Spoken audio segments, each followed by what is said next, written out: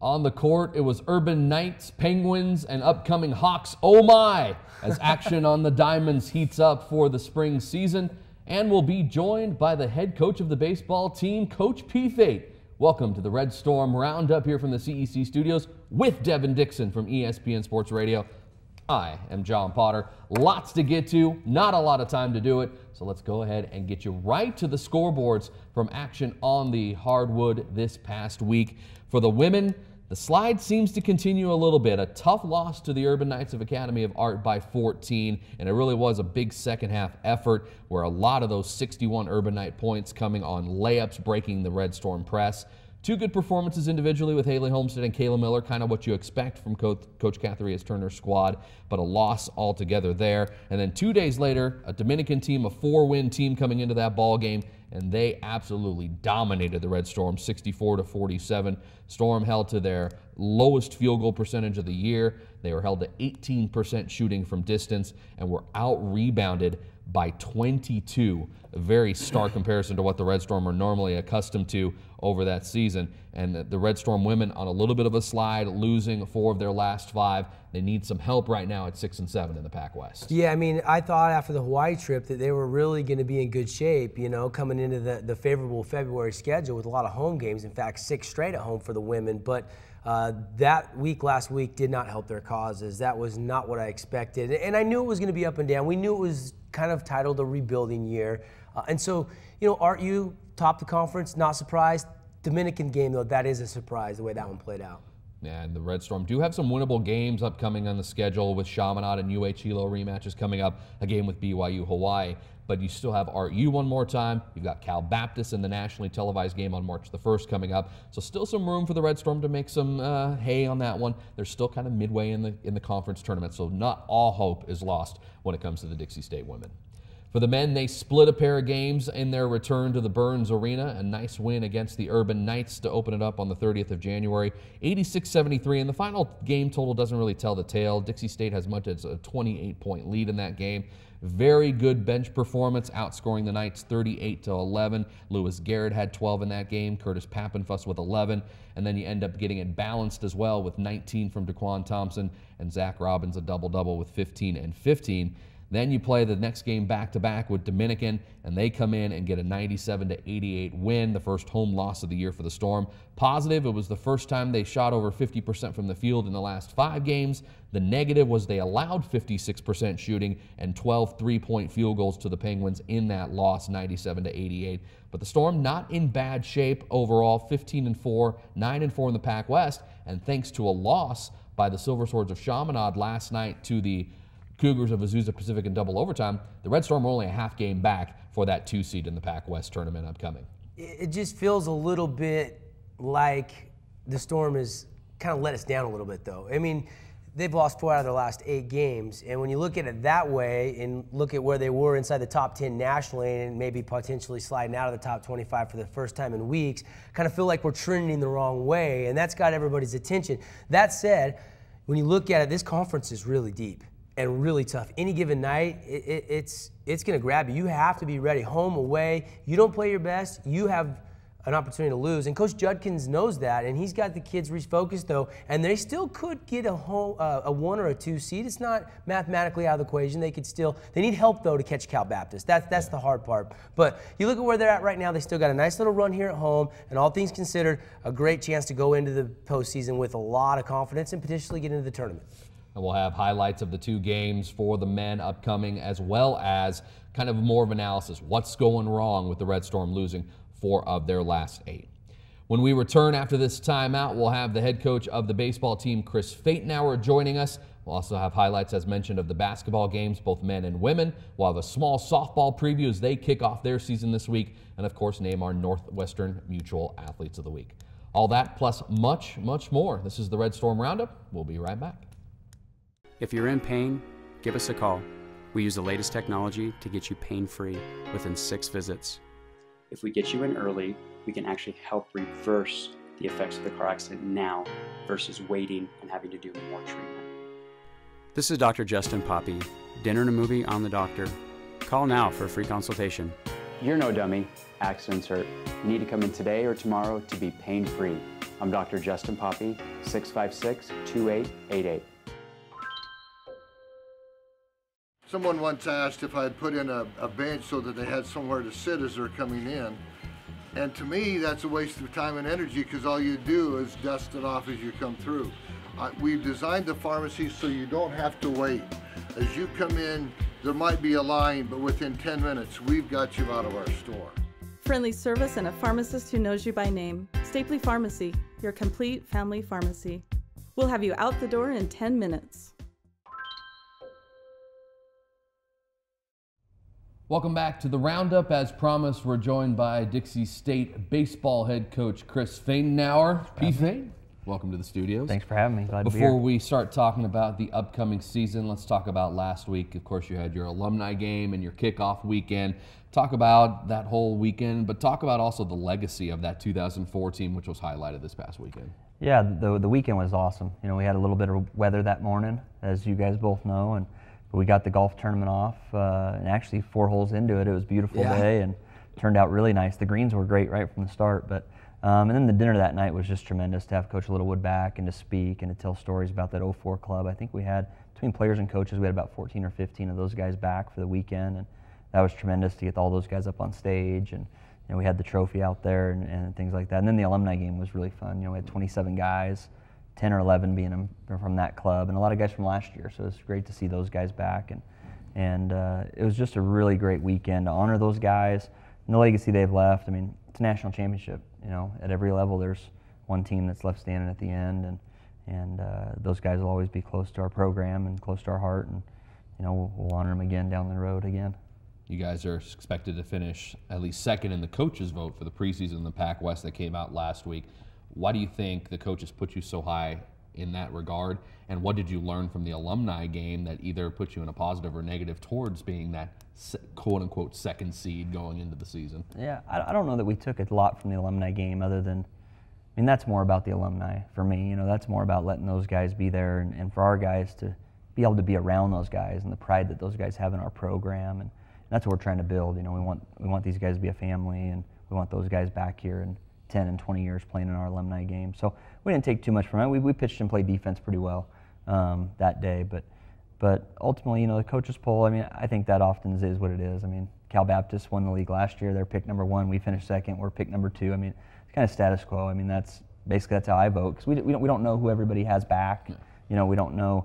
You know, who did these guys bring in? You know, we don't have time to research each guy's. They're all their new JC guys and high school guys that come in. So, you know, it is what it is, and we'll prove it on the field, and where it falls at the end is what's important. Let's talk about some of your new additions, because you did lose a ton of veteran leadership last year. So maybe take us through some guys you're really excited about, some new additions to the team. I know you're really, really excited about some of the arms you've got. We are. Our pitching staff this year, our 4-man rotation to start the year is all Utah guys, and we're proud of that. You know, that's one thing that coming here as a staff, we wanted to attack the state in terms of recruiting, and so our top 4 guys will be the Christofferson brothers, who both pitched for us last year. One is a closer in a closer role early and then got hurt. The other one was in a rotation, went 6-1 for us.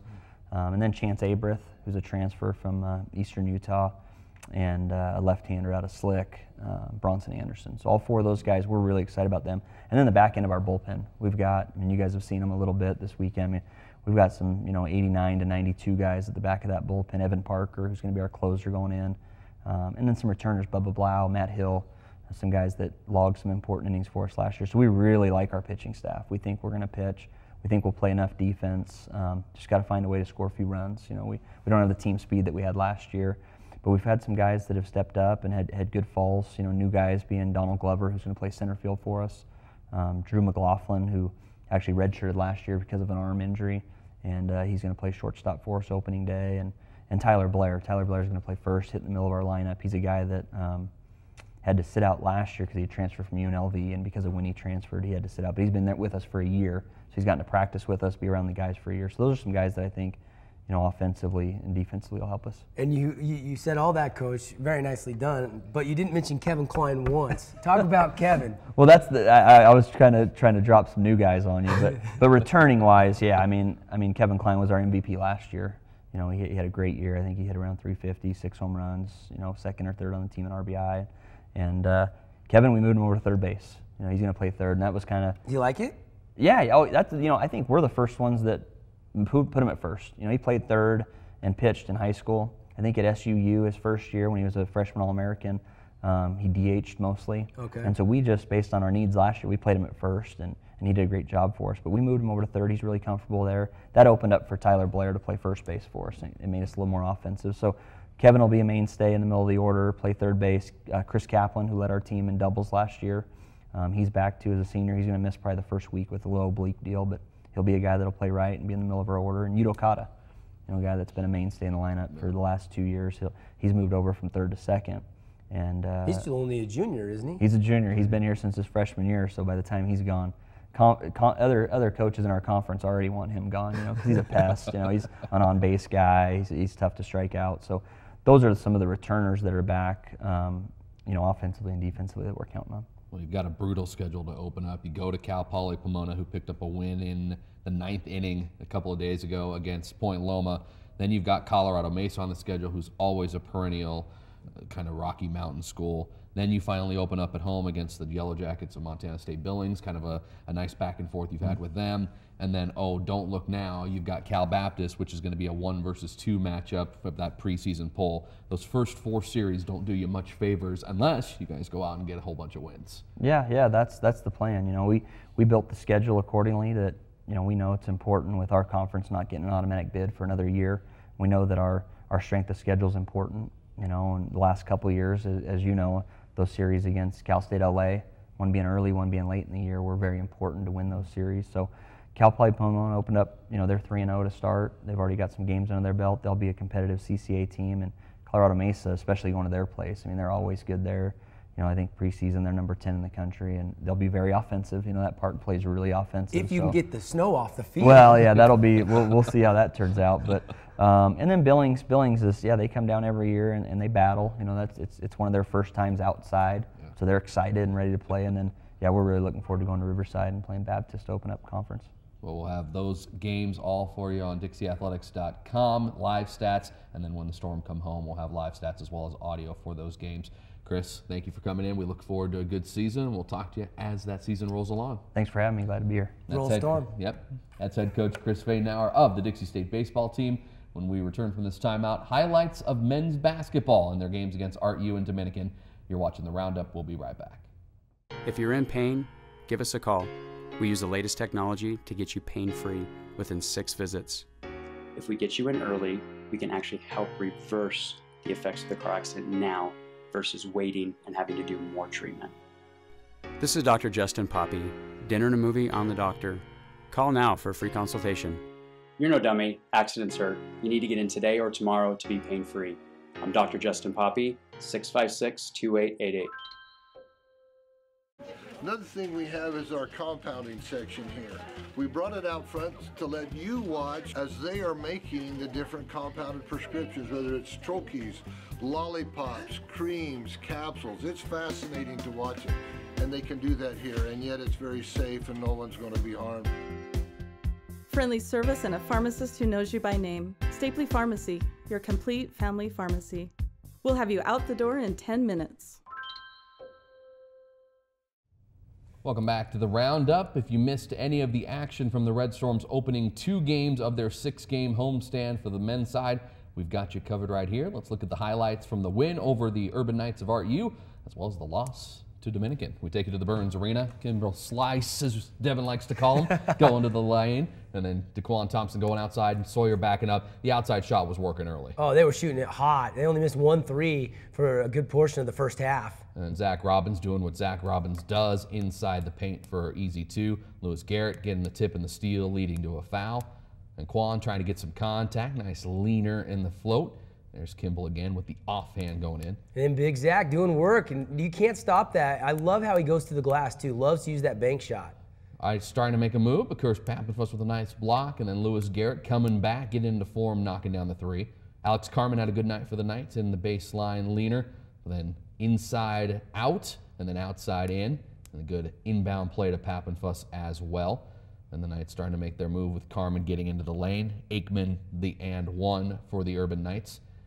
But then outside shot, Pappenfuss, you can't leave him open. He'll knock that down. Yeah, good to see the outside shooting. And Landon Clegg getting in on that. That was, at the time, a big three, and then Quan would go attack. Was it a shot? Was it an assist? Quan would tell you it was assist. But watch this, JP. The technical was well worth it. Slow-mo. I think his head was at the rim at the apex of his jump. And yeah. You'll take that tee. At that point, the Storm were up by 25 plus. Then you go to Saturday night, Dominican. Connor Haysbert, they're big, kind of quiet early, but the outside shot was falling for both teams. See here, Robbie Nielsen, top of the key, 3, evened it up. Then the Penguins started to drive in. Devin Golston had a good first half, 15 points. Then Johnny Bates off the bench had 10 to set a career high in the first half.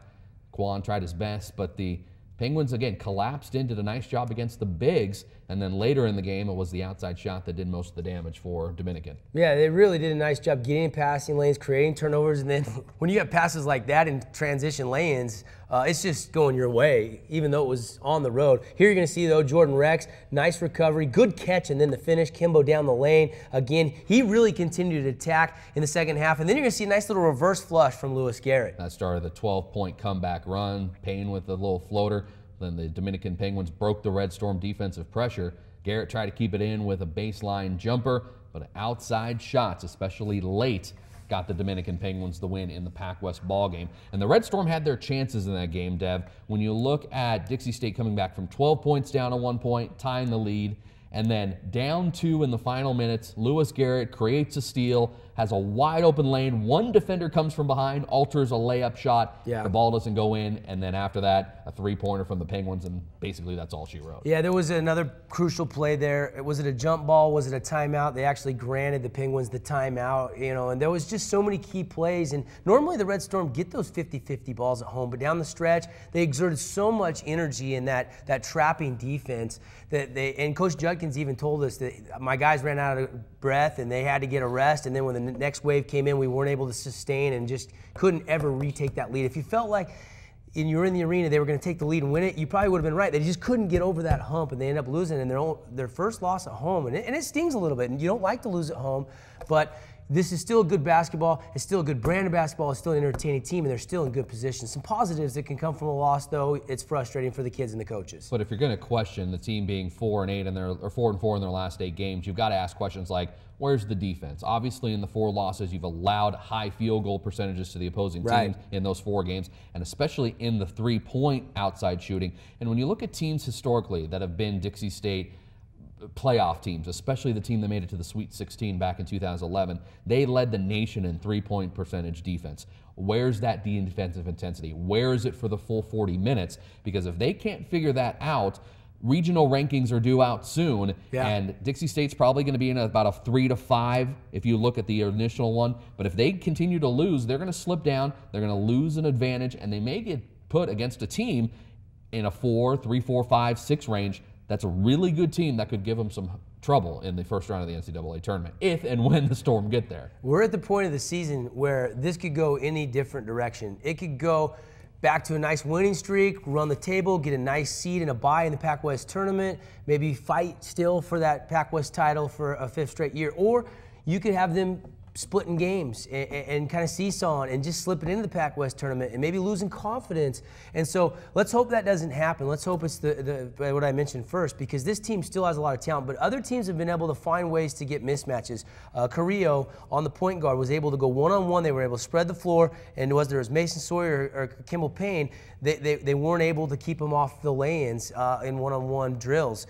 Defensively, though, you hit the nail on the head. It's rebound, it's run. That sounds easy, but you've got to let other teams know that you mean business. When you're in your home arena, you can't give up 97 points and hope to win and give up 56% plus shooting from the floor. Yeah, the defense has to ratchet it up, get ready to go for what should be a tough road, or a tough kind of last final home games of this upcoming schedule. Holy Names coming in this weekend for the lone game this week. Then you get 3 games with 3 very good Hawaiian schools. The next week, BYU, Hawaii, Hilo, and Chaminade all coming in. Want to hit a little bit more on the regional rankings before we close out the discussion on the men's basketball team today. You look at teams with better records in the West. Cal State San Bernardino with a couple of losses. Pomona with a couple of losses. Obviously, Cal Baptist in the league now playoff eligible with only one loss, the road loss to Azusa Pacific. So you're looking where Dixie State kind of fits in there. Do they slip ahead of Pomona based on their strength of schedule? I think they kind of do. I'm thinking anywhere from the 3 to 5 range, as I mentioned. Strength of schedule really going to help out. Obviously, going and playing Seattle Pacific and Central Washington on the road helped out. Yeah. Getting a road win at Western Oregon, who's improving in the GNAC, definitely helps. Regional rankings are humongous because obviously that's what determines the tournament seeding, and Dixie State has always done themselves favors going out on the road and playing teams like Seattle and Western Oregon. Yeah, got a couple nice wins too at the Las Vegas Challenge. You know, I don't think they've lost on a neutral court this year. No. So 3 losses on the road, now their first loss at home. I mean, this team has been really, really good no matter where you play it. But all of a sudden, the trend 4 out of the last 8, that's the big question mark. And you try to look at it. I know Coach Judson's probably going to spend, and his assistants too, more time than even usual in film study to see where teams are taking advantage of, see where he's got to shore up some deficiencies at, and get ready for the stretch run. Because the Storm, all the negative out there, there's still a ton of positive. This team is so super talented, and they've got to stay together. They got to keep their chemistry because they still have a great chance to make a run at this thing. 15-4 is not a record to sneeze at. Definitely, Yeah. Still a very good shot for the Red Storm. They'll be in action 7:30 at the Burns Arena this weekend on Saturday against Holy Names. Quick timeout. When we return, we focus on the ladies of Dixie State, first with basketball, and then a quick preview of softball as they open up their season with 7 games this week. That next on the Red Storm Roundup. Stick with us. Give your favorite athletes a competitive edge by enrolling them in an acceleration training package at Intermountain Sports Performance Training. Our exercise physiologists use scientifically based training protocols guaranteed to help athletes run faster, jump higher, and perform better than the competition. Unlevel the playing field. Learn more at dixieregional.org/acceleration or call 251-2256. Why is Salisbury Homes the #1 builder in southern Utah? It's simple. Unmatched quality, more selection, and happy homeowners. You'll love seeing prices less than buying an existing home. Amazing locations and a 45-day build schedule. The time to build is now, before prices go up. And with Salisbury, choose from dozens of floor plans, all beautifully designed, and you pick your own colors and finishes. Visit alwaysaffordablehomes.com today or call Bunny at 801-472-4734. Salisbury Homes. Welcome back to the Roundup. We head back to the Burns Arena for highlights of the women's basketball game this past Saturday against Dominican. And what can you say about Haley Homestead? She can shoot the basketball, Dev. Oh, shoot her. Goodness. Here's a block of Noelle Roldan by Taylor Mann. And another stop here, both Mann and Emmerine corralling it up. That was early first half. Then Emmerine fouled there. Brianna White off the bench. Got a nice break off the heel of the rim for a three-pointer. She needs to, in my personal opinion, get the ball more, especially early in the ball game. Taylor Main's good game before fouling out defensively. And the Red Storm, what the highlights won't show you, Dev, is the struggles from the rebounding aspect. To get out-rebounded at home by over 20 rebounds, a team that's leading the Pac West at over 50 rebounds a game, to be shut down as bad as they were against Dominican, that's quite a concern for Coach Turner and her squad. Yeah, and that tells me the guard line is not coming down and helping in the post, aren't doing the fundamentals. You're not boxing out. Now, you can get out-rebounded, and that's acceptable, but that margin tells me there's some other areas where there's either lack of effort or a number of different things technique-wise. That's just too many to be just coincidence, and that's a big reason why they lost. Let's look at the storylines for the women's team for this past couple of weeks. Of course, the slide, as I'm calling, the last 4 of 6 at home, all resulting in losses. Obviously some good teams in there with Azusa Pacific in that bunch, but of course the loss to Dominican, a 4-loss team, is really going to raise some eyebrows, and of course held to the lowest field goal percentage of the year against Dominican. My 2 questions for this team are, other than Haley Homestead and Kayla Miller, where's the scoring coming from? Obviously we said Brianna White could be a big option, but who else? If you stop Miller and you stop Homestead like Notre Dame Data Muir did earlier in the year in December, who else are you going to? Yeah, and Homestead's the only one that can really create her own shot. She can create her own shot. She can get in the lane. She can hit the mid-range game. It's scary to think, as you said earlier, where we'd be without Haley Homestead. And Kayla Miller, she's been streaky, but you know when she's hot, she's as good a three-point shooter as anybody, and she casts. I mean, she continues to be fearless shooting that shot, which you got to respect. But beyond that, Maines, man, you know, some of the youngsters, it's going to be interesting because there just has been a lack of production, consistent production from the bench especially. And my second question, I guess it's kind of in two parts, so it really ends up being three questions, is it too late for this team to ramp up the defensive intensity? It seemed like earlier in the year, a lot of running, a lot of conditioning to try to run an up-tempo offense. But once that's done, do you have the defensive stoppers to keep Academy of Art from not scoring 61 points and a half, or not let Dominican score 68 points in your gym and out-rebound you by 20?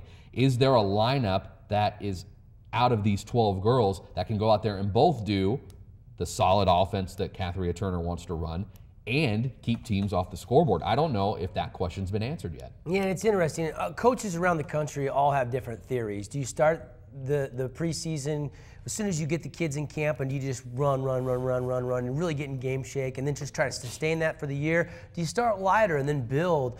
Do you wear your kids out halfway through the season? There's all these questions that can only be answered internally. So I don't really know what's the best way, but I do know that there has been a little bit of a letdown mentally, and that's focus. You got to be, and this is a young team though, and you almost come to expect that. And yeah.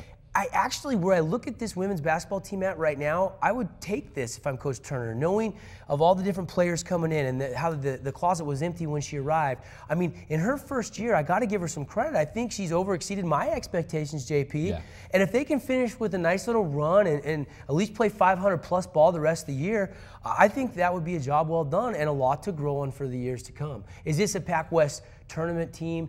Potentially. Are they going to win the Pac-West tournament? No. Are they going to win the conference tournament? Probably not. Let's be honest. But they have a lot of things that could happen if they could just win a game or two in the Pac-West tournament. If they could get into it, that could really help them in the weeks to come and the years to come especially. You mentioned the youth. Only one senior on the squad, and that's Haley Homestead. So, again, a lot to build on. The women will be in action at the Burns Saturday at 5 o'clock against Holy Names, Coach Turner's former stomping grounds, before coming here to Dixie. Quick softball preview. We'll have a full extended preview next week for our softball team, but they've got a busy schedule this week, starting on Tuesday as they host Montana State Billings for a doubleheader. That at 3 and 5:30 at Carl Brooks Field. Then the annual Desert Stinger Tournament in Vegas, hosted by the Yellow Jackets, and a stacked lineup for Dixie State. They open up Friday against Colorado State Pueblo, a game that we'll have on DixieAthletics.com with live stats. Then UC Colorado Springs and a perennial tournament team in Cal State Dominguez Hills. Actually, the Toros going through a little bit of transition with a new head coach coming in. Then Sunday, you pick up another West Region team in San Bernardino. Follow it with New Mexico Highlands. This is a really high expectation year for Coach Simpkins and his squad. Picked to win the Pac-West in the preseason vote, ranked 24th in the Fast Pitch Coaches Association national poll that came out last week. Again, this is World Series or bust for the Red Storm softball team this year. Well, and you know what? The success in spring sports last year for softball and baseball, I'm not surprised. They've always done well. They've traditionally been right in the conference races. And now with what happened last year, those expectations ratchet up just even higher. And the pressure can be good. It can be good for the program, good for the kids. They're going to have a bullseye on their back in softball. And Coach Fatenauer in baseball picked second. So get ready if you like to get out and soak up the sun and watch a little softball, baseball. Should have a pretty good brand to watch down at Bruce Hurst Field at Carl Brooks Stadium. Absolutely. Again, softball will have a full preview and Pacific West Conference preview next week when we're joined by coaching staff as well. Quick timeout. When we return, Athletes of the Week and your full calendar of events for this weekend. You're watching the Roundup. We'll catch you on the flip side.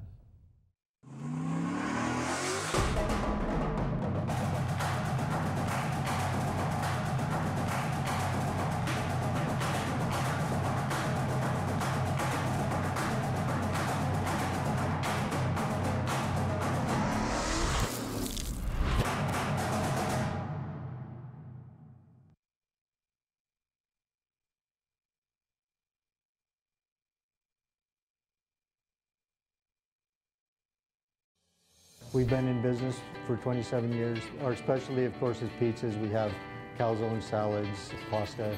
We use whole milk mozzarella cheese. I think the most important thing that makes good pizza is the crust, and then the marinara sauce, and then fresh toppings. It's great food. The price is reasonable. You come and try it.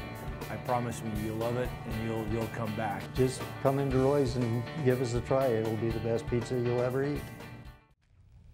Back on the roundup, time to name some athletes of the week presented by Northwestern Mutual. Both from the hardwood, we start with the women's athlete of the week, and for her scoring prowess, it's Haley Homestead that takes the crown. 27 points in the win against Academy of Art, averaged 22 points here at home. For Homestead, another athlete of the week honor. I think it's pretty much well established, Devin. She can ball. Yeah, she's very, very talented. I watched her down at Cal Baptist where she just went off and was just unbelievable. But it's got to be frustrating if you're Haley getting all these individual awards, and she would trade them all for just a few more wins. So we'll see if the women can get back in the win column on Saturday night. A consistent performance wins our men's athlete of the week, and it's Curtis Pappenfuss coming off the bench with two great performances for Dixie basketball. 11.6 rebounds in each game against RU and Dominican. Very good field goal percentage and free throw percentage, and really it was the consistency that he brought that won him the award. Obviously, guys like DeQuan Thompson and Zach Robbins and Dalton Grosskreitz had better individual performances in single games, but having Pappenfuss really rise up off the bench was impressive this week for the men. You know, I really like Curtis's all-around game. I mean, he's instant offense. I mean, when he checks in off the bench, you got to be ready to shoot. And he's been able to come in, and you saw what the shooting percentages there in 2 games, and he's hit. And he's starting to get more and more minutes, and he's going to be a key guy down the stretch for Juddy. Yeah, congratulations to Haley Homestead and Curtis Pappenfuss, our Northwestern Mutual Athletes of the Week. Time for this week's calendar, and we'll start with hardball, baseball, and softball. Both on the road. Baseball will be at Cal Poly Pomona Friday through Sunday to open up the 2014 season. We'll have live stats courtesy of CPP on our website, dixieathletics.com. Softball, 7 games in a 5-day stretch. Doubleheader Tuesday against Montana State Billings, and then the Desert Stinger Tournament in Vegas. 5 games over Friday, Saturday, and Sunday with live stats on dixieathletics.com as well. And then hoops closes out the weekend here at home with a doubleheader. Women against Holy Names. Catherine Turner's former squad checks in for 5 p.m. tip-off. Radio on 91.3 The Storm. Video and live stats on our website, dixieathletics.com. And then the men, a chance to bounce back with the only matchup of the year against the Hawks of Holy Names. 106.1 FM, myself and Devin will have the coverage for you. CEC, Channel 22 on Baja for local TV, as well as video and live stats at dixieathletics.com. Full weekend of athletics to go on. Again, a softball preview next week. We thank Chris Fatenauer for joining us for our baseball preview. A full edition of the Red Storm Roundup. Nice job, Dev. Nice job. Good to be back here with you again. We'll catch you next week for the softball preview. This has been the Red Storm Roundup, and we'll catch you next week. Bye now.